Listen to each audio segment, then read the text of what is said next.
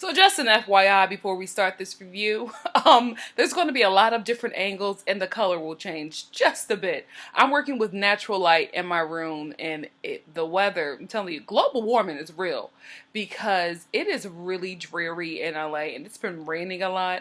So my light is coming in and out. So I have to turn my computer to like adjust the lighting. So one moment I may be here and then the next moment I may be down. I don't have my studio yet, so I'm working. You were here from the beginning, so when I have my talk show, you know what it was like in the beginning when it was a guerrilla production. And also, I just had an audition, so I had to style my hair for that. But my hair is natural, which means like I have no straighteners or anything in it. And so like with natural black hair, when you put water on it, it shrinks like half the size. And I just made a delicious pot of sriracha broccoli. However, I didn't know that sriracha was spicy for some reason. I don't know why I was the only person that lives in Los Angeles that didn't know that sriracha was hot. So my mouth is numb right now. I can't even feel my tongue. So my voice may go in and out and it may sound a little different because I probably gave myself third-degree burns. Today has been a day. Let's get into this review. This episode opens up with Schwartz and Katie talking about their wedding RSVPs, and they're getting ready for the third witch in charge. Kristen shows up, and the whole group starts to talk about James's disaster show, and then Katie decides that this is the perfect moment to bring up her issues with Sheena, because it's always about Katie, isn't it? So Katie says that Sheena contacted her about James's show, and she felt like she wanted her to talk about it, and Katie was just like, I don't care. Oh, now you don't care about James? Now you don't care about his life crumbling and falling apart? You and your whole crew was trying to take him down like a few episodes ago. So all of a sudden today, this moment that Sheena wants to text you about it, all of a sudden you're just like, oh, I don't care anymore. Really? And I just feel bad for Sheena because I feel like I know. As a viewer, we watch the show, we all know. She's doing whatever she can to get into this clique. It is so high school. It is so sad that these women are like late 20s, early 30s, and they are still in this same immature, high school, cliquey, mean girl kind of mindset. And they're good and grown. And it just bothers me when I watch Sheena because she's doing everything. I don't think that she necessarily cares about James and his life falling apart. I think that she knows that Katie does not like James. So she thought that this would be a good way to get into the witch clan because, you know, Sheena, right? Oh, Jesus, I just scratched the hell out of myself. You know, is the witches putting the hex on me? Sheena being the bottom witch has to do a lot of grunt work. She has to do a lot of groveling, trying to get into the likes of the head witch in charge right now, who is Katie. Stassi, what are you doing? Moving on. Sheena, so she's trying to do whatever she can to like appease Katie. So she knows that Katie hates James, so she's reaching out to him, trying to gossip about him, you know, to get a little, to start building some kind of relationship because she still feels like Katie does not like her. And I think Katie doesn't like her either. I don't know why she has her in her wedding. Like, it was so weird to me when I found out that Sheena was a bridesmaid. I'm just like, y'all don't really like her. Why is she in this wedding? It's a TV show. Anyway. So then Katie just goes on to talk about how she doesn't really feel like it. She's just like, I think she wants me to gossip about him. I don't care. And it just really bothered me because I'm just like, you do care. This whole season, you and your girlfriends, all you do is care about James. You're still obsessed with James. I'm pretty sure he banged somebody else in that group, but that's probably going to come out in another season because that boy gets around, sir. I don't know how. I don't know. No shade, James, but I just don't know how you are able to just move so flawlessly between the vaginas at that at your workplace.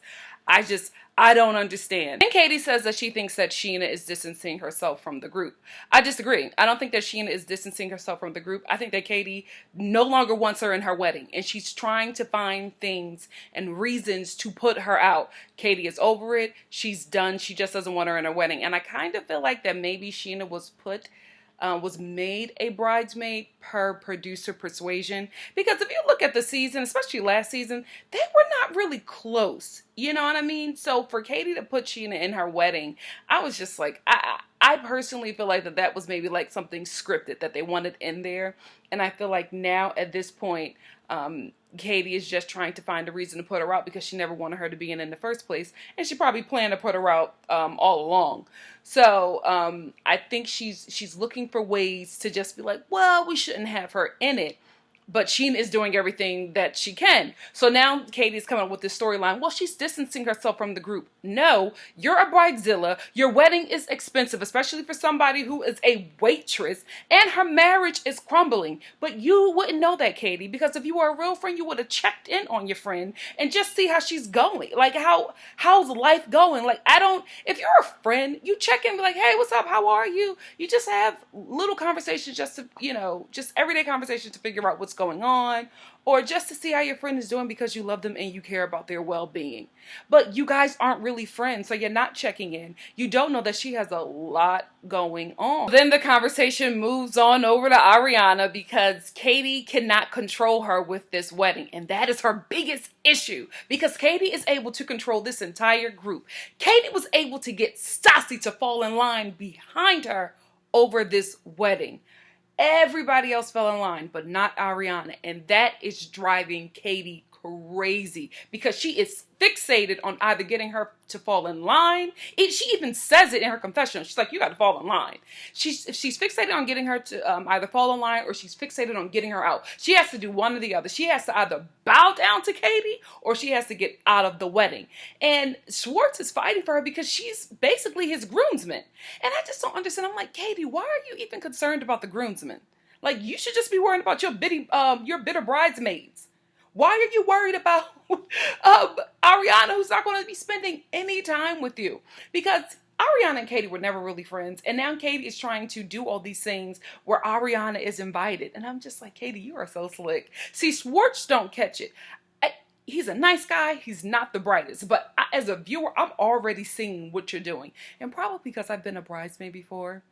And it's been a horrible experience. So I'm pretty woke to the foolishness of brides and their bitter bridal party. What Katie is doing is she is putting people in situations to make herself a victim of a situation that she created. So her and Ariana never really been friends. Like co-workers, not really close.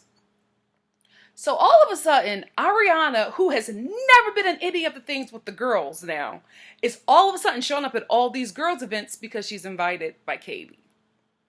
Katie knows that Ariana is oil and water with the rest of those girls. They do not mix at all. So she knows that it's not going to be a good vibe. So she keeps on putting Ariana in these situations where she looks horrible.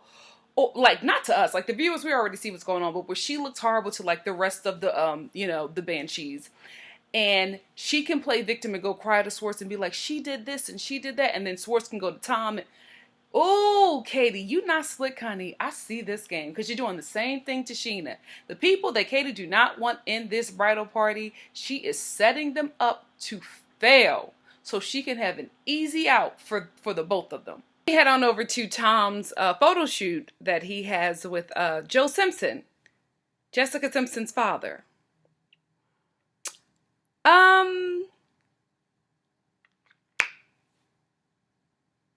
You know what? Jessica, get your father. I don't know what's going on with him. The streets have been talking, especially TMZ. But I'ma just say that your father was looking real suspect on his show. Get your dad, girl. So Jax and Brittany go to church. I don't know. Is it just me? Or maybe you feel this way too. I don't know. It could just be me. But ever since that homosexual episode, I have not been feeling Brittany. And I liked her in the beginning. And I really felt for her because I still feel this way. I feel like Jax is manipulative of her, young, naive mind. But ever since that episode with her mother, I'm not comfortable with the homosexual things. I'm just, whenever she comes on my screen, I'm like, girl, get on. Maybe it's what's going on in the nation right now, and I'm just not here for it. So whenever she's on the screen, I'm just like, I don't feel bad. No, you put that image out there. So I only feel like a protective way about myself and how I view you now, because that's just that one episode. And I think because people like me, people who are not white conservative Southern Christian, when somebody like Brittany or her mother use certain language and have particular views about a human being and their life, and it's like a negative view, especially when those views have been harmful to those people that they're speaking of, and have murdered, those views have murdered people. I feel like I'm getting way deep in this comedic review, but I'm just saying, like, those views are very harmful to people. And when when her and her mother spoke about Jax, and last, I think like 2 episodes ago, and basically his roast, and they had an issue with that just bothered me, because it let me know that they have a certain mindset or a certain view of the LGBTQ community, and that bothered me. Because I know if you got a problem with them, you got a problem with me. You got a problem with everybody who's not like you. Because you were fine with Jax doing everything debaucherous and horrible out there, but maybe the idea that maybe he kissed a dude bothered you. Really? That's all I need to know.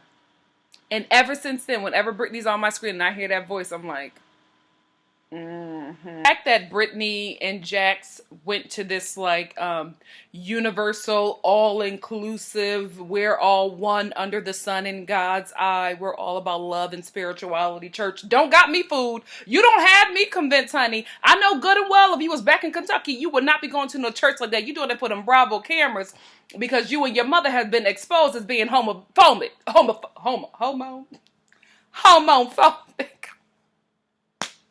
I done got so upset.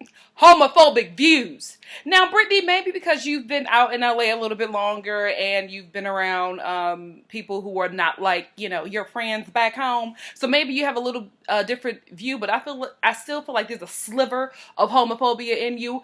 And maybe being around your mom brought it out of you. I don't know, but I just, I'm not convinced by that. I'm not convinced by that at all. So y'all can go to that church, y'all can sit under that word, and y'all can say, this is what, I just been telling Jax to do. Brittany, you know good and well your mother would have a problem with you being at that church. Don't play me.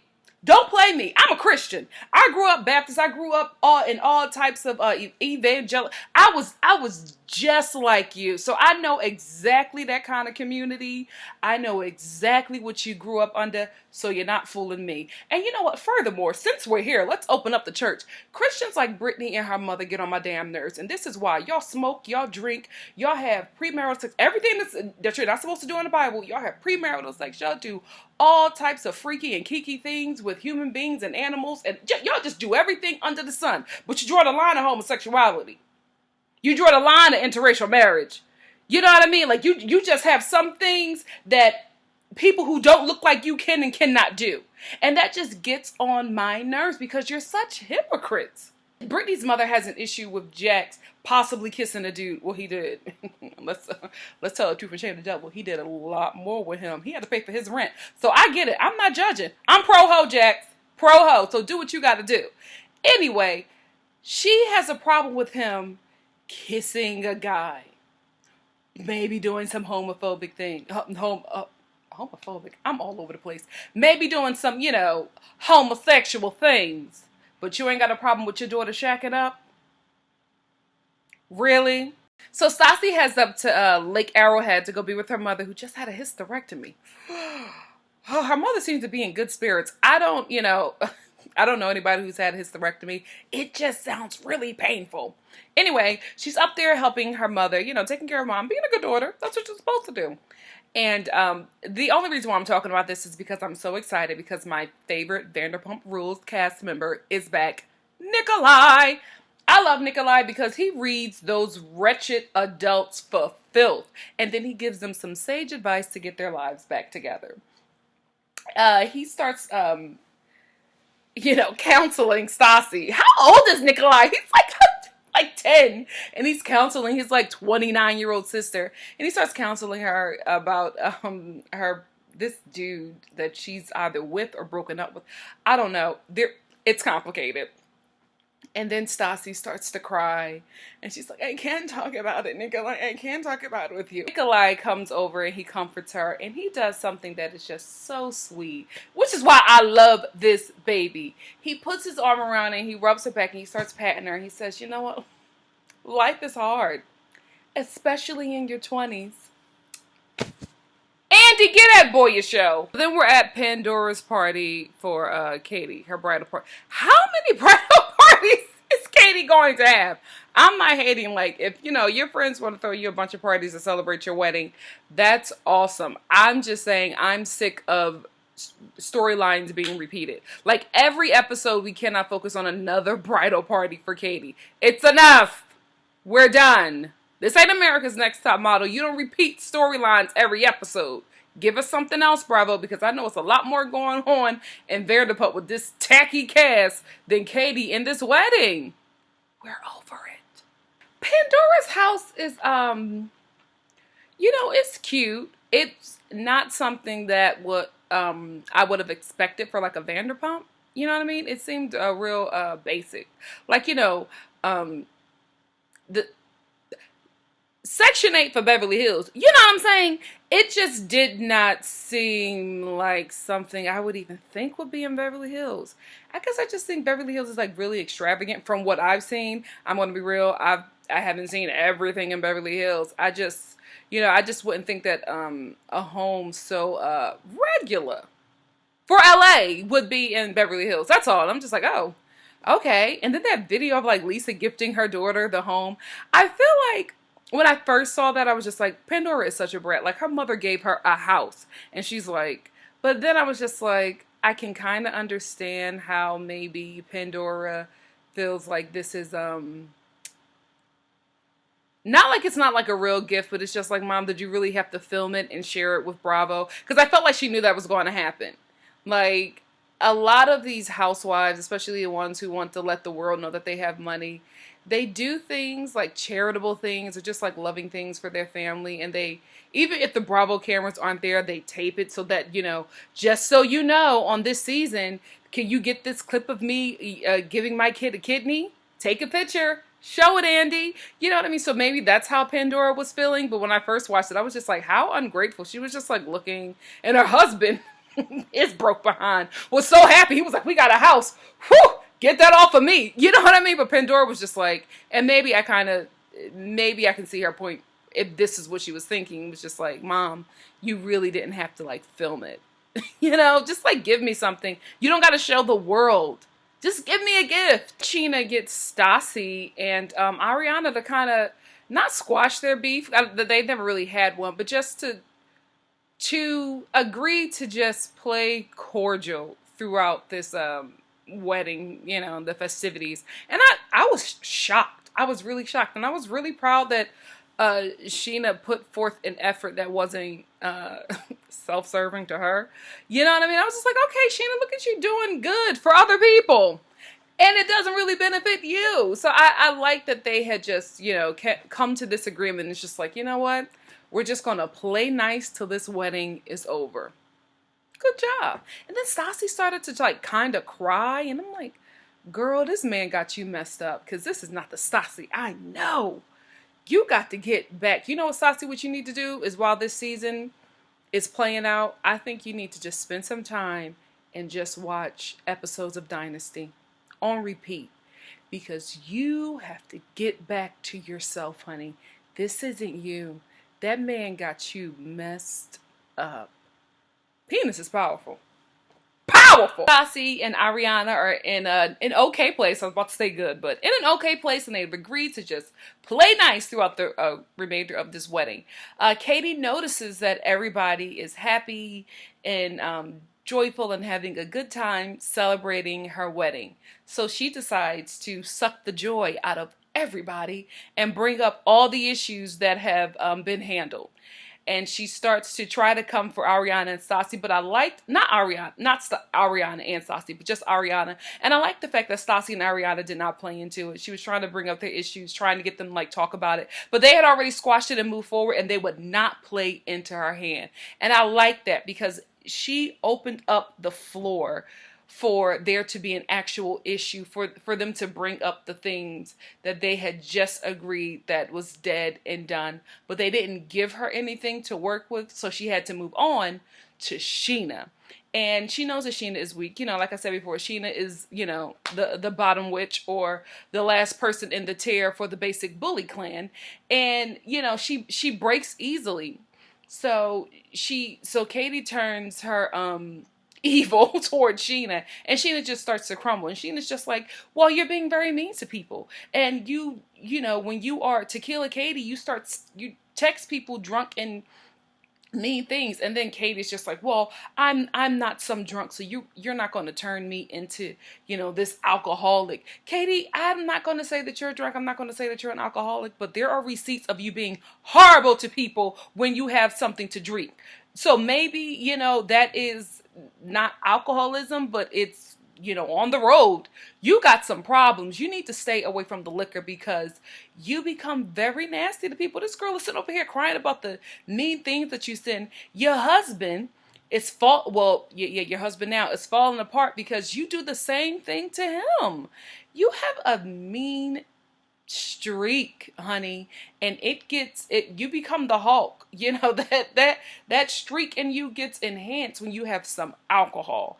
And that's all that Sheena was saying. And then Katie starts to be, you know, her Katie way, and, you know, just going even harder on Sheena. And then Sheena snaps. You know, I understand you have emotions, but honey, you were at somebody else's house. Okay, their new house. She gonna snap, throw the napkin on the table. You're being mean. Throw the napkin on the table, hit the glass table hard, jump up, kick the table over, and then go take off and go into Pandora's bedroom. Let me tell you something. What you won't do is come to my new house, bang my glass table, flip my chair, and then go run into my nice new bathroom and have a whole fit. Pandora is better than me. I would have put all them broads out. I would have been like, oh, this dinner is over. Y'all can all get out. And then I would have sent Katie a receipt for my expenses for that dinner. You know what I mean? Because I'm just like, how dare you? You know, bring this into her home. I agree with Sheena being upset. I just think that she handled it poorly. You were a guest at somebody's house, and you just had a whole flip out like you were a toddler. After Sheena has her whole breakdown, I'm telling you, if you go back to this episode and you watch Pandora's face throughout this whole thing, she is just like, because one, she doesn't want to get involved in a mess. Two, she's just like, this is my new place. Why are they like acting like animals? You know, she's just so uncomfortable in her own space. And I felt so bad for her because she was just like shocked. So anyway, Sheena's comforted, and, you know, she's, you know, Katie's being mean. She doesn't like me. I don't know why she wants me in the wedding. Me either, girl. Me either. So finally, Katie and Sheena sit down, and Katie tries to cry, but Sheena cries for real because her heart is just broken. She feels like she's doing so much to be accepted by this girl, and Katie will never accept her. Stassi will never accept her. Kristen will never accept her. And I think that Sheena is finally realizing that, and it's just sad to see that happen to some, you know, especially to an adult. It's just like, you know, because you feel like because you're older, you should have gotten it by now, but, you know, not everybody gets it at the same time. And I just really felt so bad for her. But if you notice that Katie was kind of like smirking throughout this entire exchange, even at the dinner, because Katie likes to see people in pain. And she was really getting a kick out of Sheena doing all that crying. Because I didn't buy Katie's fake tears for 1 second. She was just smirking that entire time. And I don't think that Katie is a mean person, right? I think that Katie is unhappy. And misery loves company. So I think that she does things to make other people exist in the same misery that she is existing in. Because if you think about it, this is, like I said before, this is supposed to be a very important moment for her. And she's focusing all of her energy on other people, trying to get this person out of the way, and just trying to make people miserable like her, And for me, I'm just like, if you're so focused on the wedding, right, and getting everybody to follow on and do all these things, and you're putting all this attention into the wedding and everybody's lives around it concerning the wedding, but you're not concerned about the marriage, something is not right. Because if you're concerned about opening day, but you're not concerned about the run of the show, something is wrong with this play. Tom and Katie go out to dinner, and it's the usual. Katie tries to convince Tom to get Ariana out of the wedding, and he's not having it because that's his groomsman. You know what I mean? Why are you concerned about his part? Like, he has his peoples, you got your people, y'all bringing them together, and that's it. Everybody don't have to like each other, you just have to mesh for this moment.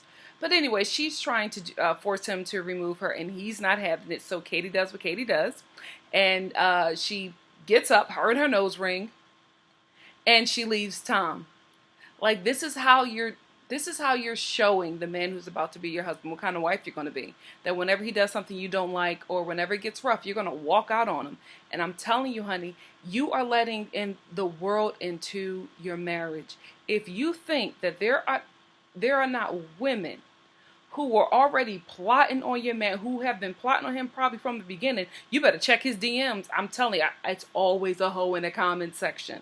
Let me tell you something. There is a woman who is probably writing him right now. Check his Instagram DMs. It's just like, oh my goodness, I saw that episode.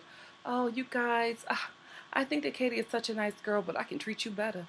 I'll never walk out on you. You know what I mean? And the wheels will start turning. Girl, you have to stop deballing your man on national TV. Listen, if you abuse him in private. I sound like a Republican senator. I'm sorry. Katie, you just can't treat him like that. You really, really can't. Because at some point he's going to get fed up. And I don't know what his family thinks of you. Does he have sisters? Tom, do you have sisters? You can't have sisters. I can't imagine a sister allowing her brother to be treated like this. You can't have sisters. But I'm telling you, at some point, somebody is going to get in his ear. Somebody who he trusts and he cares about their opinion. Probably that mother is going to get in his ear and be like, baby, you don't deserve this. And Tom is going to walk. And Katie, you're going to be a wreck. So you better get it together now. Next season, you better do a 180. Or you going to lose your man, girl. And I don't think you're going to get another man who's going to allow you to treat him like that. Not on national TV. So I got to end it there. If you can hear it, my poor computer's overheating, so I guess I've been talking too much. But anyway, that's where the episode ends. Next week is going to be messy, and I will be here to review it. So see you next week, guys. Bye.